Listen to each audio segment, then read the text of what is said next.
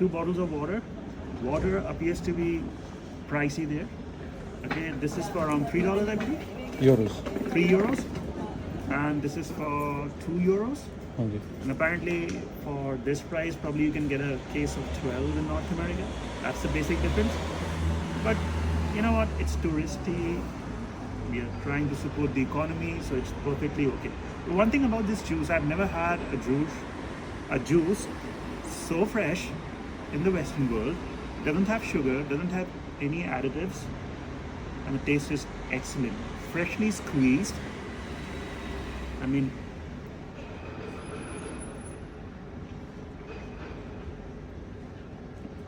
wow. One sip of it and you'll realize, like, you know what real fresh fruits taste like. I mean, so we are just waiting for a bus. Our bus stop is around 500 meters away, I believe. And the bus is at around 10. We still have an hour. No point going to the bus station and sitting there. So we decided to like walk and like sit in a cafe, experience cafe and all. And we also decided to vlog. We are at a cafe in Ljubljana and I ordered freshly squeezed orange juice and my friend ordered cappuccino. क्योंकि जैसे अपने India में या नेपाल में sparkling water तो पीता नहीं कोई, तो स्पार्कलिंग वाटर का कॉन्सेप्ट ही नहीं है। और यहाँ पे sparkling water is very popular, तो यहाँ पे आके लोग समझते हैं कि पानी का बोतल है वो उठा लेते हैं। तो डिफ्रेंशिएट कैसे करना है कि ये स्पार्कलिंग है, क्योंकि स्पार्कलिंग में तो कार्बोनेटेड रहता है। देखो, मैं हंगरी की अगर बात बोलूँ तो स्पार्कलिंग वाटर वहाँ पे जो it's like similar to club soda, not exactly, it's like soda with a lower strength. Sparkling water out there had red cap, बिल्कुल राइट, इन बुडापेस्ट. हाँ जी, और यहाँ पे ग्रीन, यहाँ पे लगता है ग्रीन है. And in north America I think sparkling water again is green.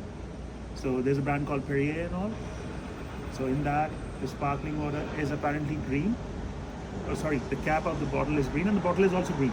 हाँ जी, तो पानी खरीदना है तो I think that's one thing that Yeah. people need to Yeah, do. because the point is you would not like sparkling water because it tastes like club soda. It's like you're having soda. So आपको लगेगा कि आप soda का पानी P रहे हो. अगर आपको पसंद नहीं आएगा, क्योंकि मेरे को पसंद नहीं आया, क्योंकि कुछ लोगों का वहाँ गला खराब हो जाता है. अच्छा, दूसरी चीज़ वहाँ पर एक चीज़ और हमने देखी, जिंजर शॉट्स. ये हमने क्रोएशिया से खरीदे थे. Lot of health benefits are touted for ginger shots. It was a mixture of apple, lemon and ginger. But मेरा गला खराब हो गया. और कहने के लिए वो डिटॉक्सिफाइंग है, उससे पेट साफ होता है. Apparently ऐसा कोई बेनिफिट मुझे देखने को नहीं मिला. तो I would recommend कि you stick to your natural diet, include fiber in your diet, because as you change geography, you change food. Even if you're having Indian food there, I mean, it could be stress, it could be adaptability, you'll have stomach problems. It could either be the extreme in which you can get diarrhea or you can get constipated. So basically I would recommend have a lot of natural fibrous diets. अच्छा रोचक, ये चीज़ क्या है जो इतना आवाज़ कर रही है? क्या है वो गाड़ी? ये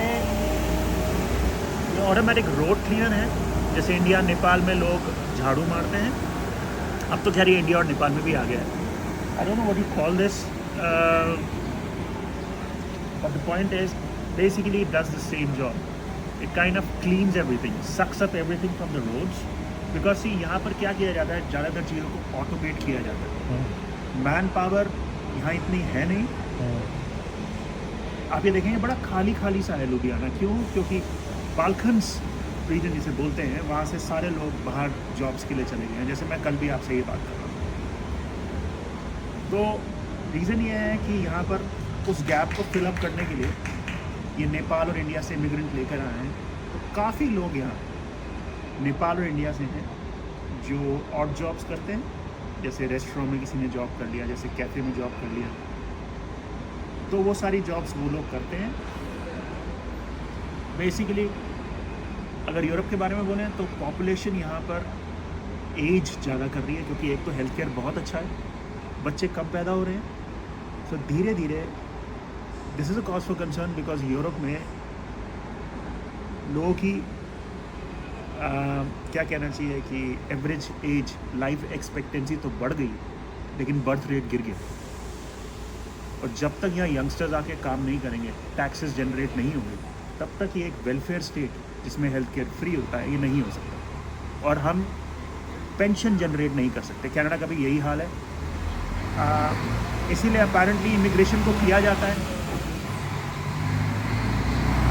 बट इमिग्रेशन रिस्पॉन्सिबली करना चाहिए, जिसमें लोग जिनका यहाँ इस्तेमाल किया जा सके, जैसे आईटी हो गया, जैसे सर्विस जॉब्स हो गया, जैसे कुछ भी हो गया, मतलब जिन लोगों की यहाँ ज़रूरत है उनको यहाँ बुलाया जाए। ऐसे लोगों को ना बुलाया जाए जो यहाँ पर आकर या किसी भी कंट्री में आकर कुछ ऐसी एक्टिविटीज़ करते हैं जो उन्हें नहीं करनी चाहिए। तो शुरू से बताने कि क्या सीन हो। देखिए, दो तरीके होते हैं अगर आप किसी और कंट्री में जाकर ट्रिप लेते हैं। पहला तो ये होता है आप टूर बुक करो, बस में जाओ, लोगों के साथ जाओ, रिजॉर्ट में जाओ, वहाँ जाके रहो। उसमें ये होता है कि हम कंस्ट्रेंट हो जाते हैं कि आप एक रिजॉर्ट में ही हो, वो रिजॉर्ट ही आपको घुमा रहा है। मानता हूँ 5 स्टार एक्सपीरियंस आपको दे रहा है, ठीक है ना, कंपैरेटिवली थोड़ा महंगा या थोड़ा economical in terms of finances हो सकता है, but that's a different case. एक कहावत मैंने कहीं पढ़ी थी, मैं आपको बोलना चाहूँगा इंग्लिश में, that if you want to see the world, travel out of a backpack. कहने का यही मतलब है कि अगर आपको दुनिया घूमनी है तो आप लाइट ट्रैवल करो। मैंने कंधे पे एक बैकपैक लगाया और लाइट ट्रैवल किया। हमारे पास सबसे बड़ी बात, कोई प्लान नहीं था। It was an impromptu trip. Initially we wanted to go to Spain and Portugal, but वहाँ जाकर हमने देखा कि it's not suitable for us. देखिए, हम पिछले साल से प्लान कर रहे हैं कि हम दोनों इकट्ठा एक ट्रिप लेंगे। हम लोग एक दूसरे के साथ टाइम स्पेंड ज़्यादा नहीं कर पाते। हमने एक कंपनी खोल रखी है, पर आप यूएस में हैं और मैं कनाडा में हूँ, तो ज़्यादातर बातें फ़ोन पर ही होती हैं। तो हम चाहते थे कि एक ट्रिप हो जो हम दोनों दोस्त एक साथ ट्रैवल कर पाएँ। तो पहले तो डिसाइड हुआ कि मेक्सिको चलते हैं, पर मेक्सिको जब रिसर्च करी तो काफ़ी कमर्शलाइज था। मेक्सिको रिजॉर्ट में जाना ही फीजिबल दिख रहा था, क्योंकि अगर हम मेक्सिको की ट्रिप इम्प्रॉम्प्टू लेते हैं तो थोड़ा मेक्सिको अनसेफ हो सकता है। It's an unknown territory for us. मैं स्पेनिश लैंग्वेज भी थोड़े वर्ड सीखने की कोशिश कर रहा था कि चलो मेक्सिको चलेंगे तो वहाँ जाकर कुछ देखेंगे। पर मेक्सिको देखा जाए तो it's a very north American destination and it's very very commercialised, which means you spend the same amount of money in a resort that you can spend and explore the world. I mean, honestly, you can go to places like Thailand, you can go to places like India, you can go to places like Europe with the same budget and probably enjoy more. So basically we scrapped Mexico. Then we decided to do Portugal and Spain. But Portugal and Spain again was a problem. Why? Because again it was very commercialized, and the funny part is no matter what hotel we chose, washrooms were not private, which was a cause for concern, like hygiene issues and all. Like we didn't want to use washrooms that were like, shared washrooms and all. So then we said, we have not seen Europe, but Europe is not just Spain and Portugal, let's try the Balkans. So we decided to move towards the Balkans. Initially, we planned to go to 6 countries in Balkans. I mean, entire ex-Yugoslavia, Hungary and Austria. But the plan fizzled out in the end because, we had around 10 days. And apparently we had to stay in each of these countries for 2-3 days so that we don't drain ourselves. So basically यही हुआ। हम पहले गए ज़ैग्रेब जो Croatia में, वहाँ हम 3 दिन रुके। पहले दिन ज़ैग्रेब के बाद डिसाइड किया कि क्या करेंगे, तो हमने कहा चलो हंगरी चलते हैं। अब हंगरी बुडापेस्ट ज़ैग्रेब से 2 घंटे का रास्ता था। पहले तो हमारे पास कार थी, 3 दिन तो हम कार में ही गए, अपनी कार में। पर जब उन्हें बॉर्डर क्रॉस करने के बारे में पूछा तो उन्होंने कहा कि जितनी कंट्री आप घूमेंगे क्रोएशिया से बाहर, आपको $69 देने होंगे। और दूसरा, उसमें लायबिलिटी का भी केस था कि अगर हमारा एक्सीडेंट हो जाता या कुछ हो जाता तो प्रॉब्लम्स आती। उसमें $800 का हमारे क्रेडिट कार्ड पे होल्ड था। अगर हमारा एक्सीडेंट हो जाता तो $800 तो जाते ही जाते, ऊपर से हमारा कोई हेल्थ इंश्योरेंस था नहीं। तो हमने क्या किया, कार को किया वापस और हमने बस ली। बस से हम गए हंगरी की कैपिटल गए बुडापेस्ट। बुडापेस्ट में हम 2 दिन रुके, घूमे जितना घूम सकते थे, और फिर डिसाइड किया अब चलते हैं स्लोवेनिया। हंगरी से स्लोवेनिया का रास्ता अराउंड 5-6 घंटे का था, और यहाँ हम लैंड किए एक सिटी लुबियाना, यहाँ पर इस टाइम हम हैं। देखिए एक बात आपको बोलनी पड़ेगी कि आपको बतानी पड़ेगी कि देखिए हम दोनों बैचलर्स हैं और कोई लायबिलिटी नहीं है, कोई बच्चे नहीं हैं।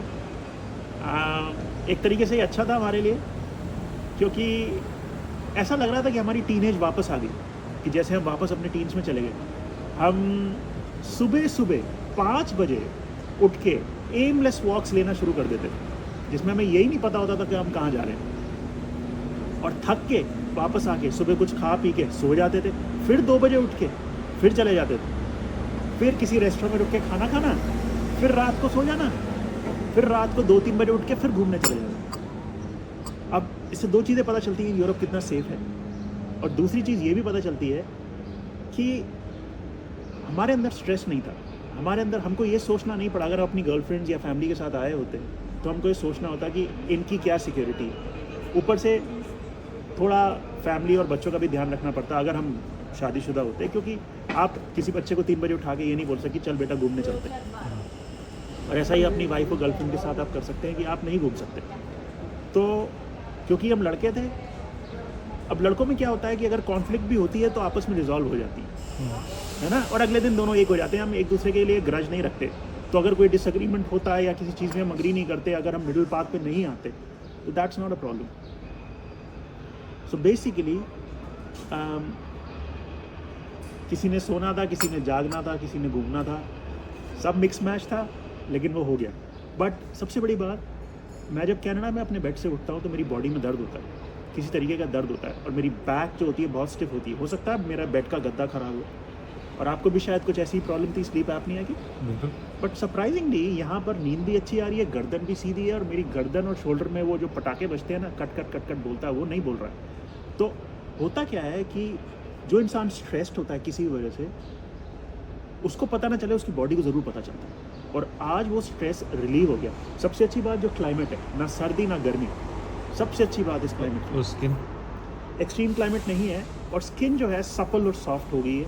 आई don't know whether this is the Mediterranean climate that has caused this. Seems to be a very very good experience. मज़ा आ रहा है। अच्छा, एक फ़नी स्टोरी मैं आपको बताना चाहूँगा। क्रोएशिया में हम 3 बजे होटल पहुँचे, थके हुए थे, फ़्लाइट लंबी थी, खाना हम खा चुके थे एक इंडियन रेस्टोरेंट से, हम दोनों सो रहे थे। तो अब क्या था कि जहाँ जिस अकोमोडेशन में हम रह रहे थे वो एक kind of Airbnb flat system था। अब 3 माले का वो फ्लैट था, और उसमें अराउंड 10-15 रूम्स होंगे।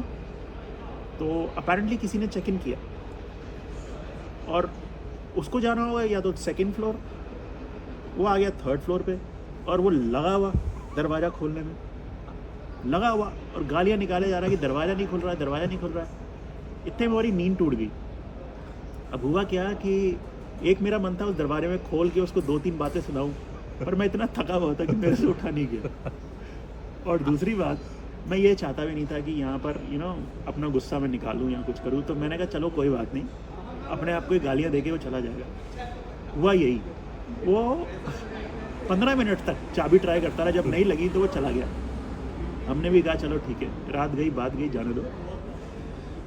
हमने भी ज़्यादा इस इंसिडेंट को सोचा नहीं, हाँ हंसे बहुत। उसके बाद रात को हम ज़ैग्रेब के बाहर निकल गए, आउटस्कर्ट्स में एक माउंटेनस ड्राइव थी, बहुत सुंदर माउंटेनस ड्राइव थी। जैसे अपना किससे कंपेयर कर सकते हैं कि जैसे मसूरी में कोई ड्राइव हो जिसमें सिर्फ माउंटेन्स और पहाड़ पे लोगों ने घर बना रखे थे, या फिर नेपाल में नगरकोट। हाँ, जैसे नेपाल में नगरकोट हो गया, इंडिया में मसूरी हो गया। और एक पहाड़ की ड्राइव थी, पहाड़ ज़्यादा ऊंचे नहीं थे, ड्राइव आसान थी और सेफ थी। ऐसा नहीं था कि खाई में गाड़ी गिरने का चांस था। लोगों के घर भी थे वहाँ पे, तो वहाँ पर घूमने घामने चले गए। घूम घाम के हम गाड़ी लेके वापस आए कितने बजे? 1 बजे 1 बजे वापस आए, गाड़ी लगाई, फिर सो गए। 2 घंटे सोए थे मैं। हाँ, फिर सो गए, 2 घंटे सोए थे, फिर उठ गए। तो बेसिकली हमारे उठने, खाने, बैठने किसी का भी कुछ नहीं था। जनरली हम एक रेजिमेन अक्वायर करते हैं नॉर्थ अमेरिका में कि इस टाइम खाना है, इस टाइम सोना है, ताकि हमारी बॉडी पे किसी चीज़ का कोई असर ना पड़े, एडवर्स इफेक्ट। बट यहाँ पर हम जो खा रहे हैं ऐसा भी नहीं लग रहा कि वेट गेन कर रहे हैं कुछ, क्योंकि सब कुछ तो हजम हो रहा है। बट ओवरऑल बहुत अच्छा फीलिंग था। नेक्स्ट ट्रिप हमने डिसाइड किया है कि हो सकता है कि हम मेक्सिको दोबारा जाएं, और पर लेकिन कार लेके ही जाएंगे। तो होगा ये कि मेक्सिको मेरे को लगता है मेक्सिको में, या तो मेक्सिको में हम लैंड करके वहाँ से कार ले लेंगे, या यूएस बॉर्डर से कार लेके मेक्सिको चले जाएंगे, डिपेंड्स ऑन द सिचुएशन। या फिर ब्राज़ील जा सकते हैं, या ब्राज़ील जा सकते हैं, लैटिन अमेरिका, क्योंकि देखिए वर्ल्ड में इतनी कंट्रीज़ हैं, बार बार एक कंट्री को एक्सप्लोर करने से कोई फ़ायदा नहीं। और हमारी उम्र जितनी भी लंबी है, हर साल अगर हम 4-5 कंट्री घूमें तब भी मुझे लगता नहीं कि हम सारी कंट्रीज़ एक्सप्लोर कर पाएंगे। इसलिए बेटर यही है कि नई कंट्रीज़ जाएं, नया कुछ एक्सपीरियंस करें। हाँ, ऐसी जगह नहीं जाएंगे कि जहाँ पर किसी तरीके का कोई प्रॉब्लम हो, वॉर चल रही हो, बट पीसफुल कंट्रीज़ तो हम जा सकते हैं। तो देखते हैं। अगर फ़िलहाल तो ब्राज़ील या मेक्सिको का प्लान है, हो सकता है कोई और चेंजेस आएँ, अर्जेंटीना चले जाएँ, but it all depends. So basically it's very impromptu. We don't plan anything. That's the best part. It's like life is not planned. No matter what you plan in your life, the plans change. देखिए हमने क्या किया, Croatia से हम रिएका करके एक जगह थी, वहाँ गए। उसे कैसिनोवा का भी टाउन कहते हैं, Rijeka. Again it was kind of a port city, which means very beautiful heritage hotels. वो क्रोएशिया का एंड है, और वाटर क्रॉस करके इटालियन बॉर्डर आ जाता है। बिल्कुल, इटालियन बॉर्डर्स। बिल्कुल। तो वहाँ पर हम गए। वहाँ पर हमें एक रिजॉर्ट मिला। रिजॉर्ट में एसी नहीं था। हमने जाके बोला यहाँ तो एसी नहीं है, पंखा दे दो। हाँ, पंखा दे दो। कहते हैं यहाँ ना पंखे की ज़रूरत है ना एसी की, आप ऐसे सो जाइए, खिड़की खोल लीजिए। हमने कहा ठीक है, खिड़की खोल ली, वहाँ भी सो गए। सो के रात 3 बजे उठ गए, 2 बजे या 3 बजे, 2 बजे शायद उठ गए थे, और रिजॉर्ट घूमने चले गए। रिजॉर्ट घूमने गए तो देखा कि रिजॉर्ट का तो अपना प्राइवेट बीच है। इतने में हम घूम रहे थे, और हम गए रिजॉर्ट से उसके रिसेप्शन पर। वहाँ सिक्योरिटी ने हमें पकड़ लिया कि क्या कर रहे हो, क्या चाहिए आप लोगों को।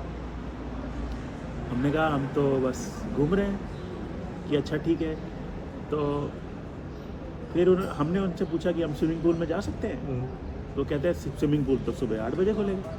रात 3 बजे स्विमिंग पूल में कूदने का मन था हमारा। अच्छा, मज़े की बात, रात जब हम 3-4 बजे, उस टाइम 3 बज रहे थे या 4 बज रहे होंगे, जो भी होगा, हम गए तो वहाँ पर एक छोटा सा पार्क था बच्चों के लिए। और सीसॉ आप समझते हैं ना, जिसमें एक जना ऊपर एक जना नीचे, एक जना ऊपर एक जना नीचे, वो वाला झूला। उसमें एक वाइट शेप दिखी। अब बच्चे ने तो काले कपड़े पहन रखे थे, वो दूसरी तरफ था, और जो लड़की थी उसने सारे कपड़े सफ़ेद पहन रखे थे, और दूर से लगा कि कोई भूत है। तो हम डर गए। तो हमने कहा कि आगे जाएं ना जाएं, कहीं भूत पकड़ ही ले हमको। पर फिर हम हिम्मत करके गए। जब आगे गए तो देखा बच्चे वहाँ पर सीसों में थे। ज़्यादातर लोगों ने काले कपड़े पहने थे, जो गोरे लोग ज़्यादातर काले कपड़े पहनते हैं क्योंकि वो कॉन्ट्रास्ट मारता है उनके कॉम्प्लेक्शन के साथ। तो बाकी तो दिखाई नहीं दिया रात को, लेकिन वो वाइट ड्रेस जो पूरी दिखी फ्लोइंग, या so it was a T length dress, मतलब काफ़ी लंबी ड्रेस थी वो। तो एक चीज़ और, जब क्रोएशिया से ज़ैंग्रेब से हम जा रहे थे इस तरफ, इस्तारिया की तरफ, और ये रिजेका की तरफ, तो मैं गाड़ी चला रहा था। अब मुझे यूरोप में गाड़ी चलाने का आदत नहीं है, पर फिर भी मैंने कहा चलो आज चला के देखते हैं, होगा जो देखा जाएगा। क्या हुआ, वहाँ पर रास्ते में नींद आ गई गाड़ी चलाते। तो क्या हुआ, हमने मिडल ऑफ नोवेयर गाड़ी को रोका साइड में, और आधा घंटा सो गए।